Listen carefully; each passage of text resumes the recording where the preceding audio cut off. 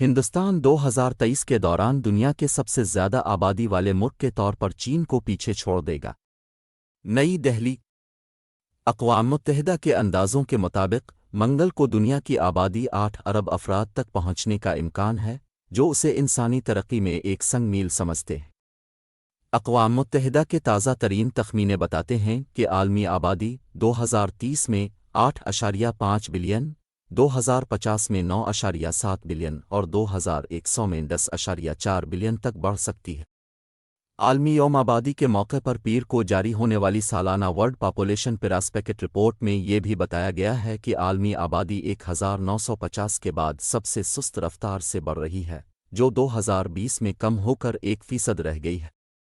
اگرچہ عالمی آبادی کو 7 سے 8 بلین تک بڑھنے میں 12 سال لگے، لیکن اسے 9 بلین تک پہنچنے میں تقریباً 15 سال لگیں گے 2037 تک۔ یہ اس بات کی علامت ہے کہ عالمی آبادی کی مجموعی شرح نمو سست ہو رہی ہے۔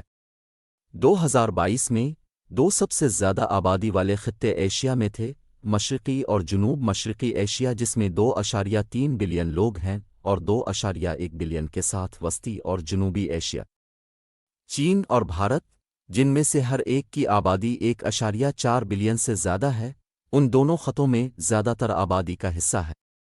2050 تک عالمی آبادی میں متوقع اضافے کا نصف سے زیادہ صرف 8 ممالک میں مرکوز ہوگا: کانگو، مصر، Ethiopia, Bharat, Nigeria, Pakistan, Philippines اور تنزانیہ۔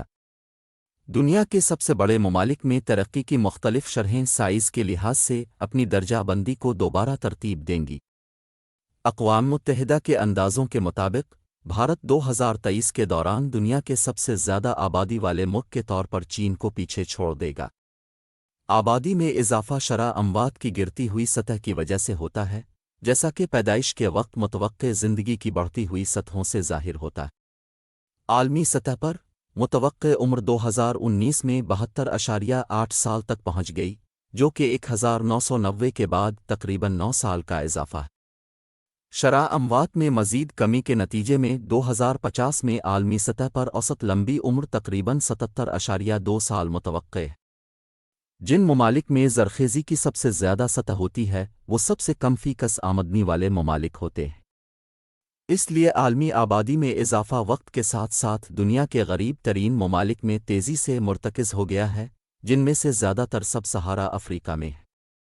ان ممالک میں آبادی میں مسلسل اضافہ پائیدار ترقی کے اہداف کے حصول کو ناکام بنا سکتا ہے، جو ایک خوش اور صحت مند مستقبل کی جانب دنیا کا بہترین راستہ ہے۔ اگرچہ آبادی میں اضافہ اقتصادی ترقی کے ماحولیاتی اثرات کو بڑھاتا ہے، فیکس آمدنی میں اضافہ پیداوار اور کھپت کے غیر پائیدار نمونوں کا بنیادی محرک ہے۔